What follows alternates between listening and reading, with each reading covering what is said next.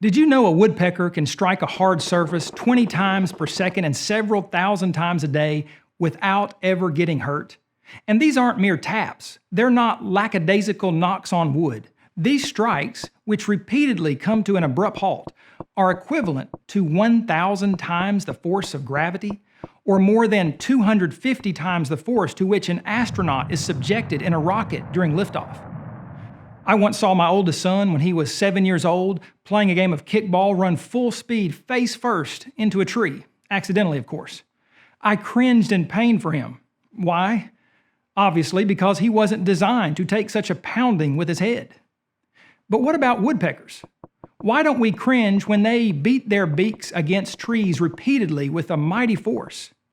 Because they were specially designed to take such a beating. So powerful are the woodpecker's strikes that some researchers believe that they close their eyes in between each peck to keep their eyeballs from literally popping out of their sockets as they strike the tree with such tremendous force. How can woodpeckers do this? How can they survive such headbanging? How do their craniums not crack and their brains not burst? First, woodpeckers have extremely strong and extra thick skulls, which can take a pounding without cracking. Second, the beaks of woodpeckers are so strong they can remain perfectly straight and functional for more than 10 years and through more than 10 million pecks against trees. They don't have to be replaced or sharpened. Third, and perhaps most important, woodpeckers have special cartilage, shock absorbers, that are better than anything man has ever made. Better than the best car bumper and better than any shock-absorbing football helmet. In the perfect place, right in between the bird's beak and skull, God created the perfect sponge-like tissue to absorb the perpetual pounding that this bird puts itself through on a daily basis. If evolution is true, why did woodpeckers ever start banging their beaks on trees for food when they could simply gather food on the ground like most other birds? And who taught them to communicate with each other by banging their bills against trees? Imagine the conversation the first woodpecker must have had with itself.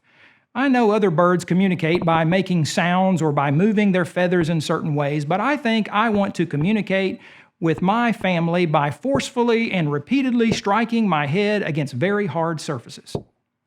How did the first woodpecker not kill itself the first time it began beating its beak against a tree?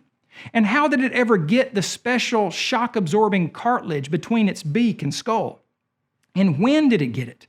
If this amazing tissue took thousands or millions of years to evolve, what did woodpeckers do in the meantime? And why are other birds not evolving these same abilities like the woodpecker supposedly did? Because woodpeckers didn't evolve. This amazing bird did not have to knock itself silly for millions of years in hopes of one day getting everything it needed to do what it does. Complex functional design demands a designer.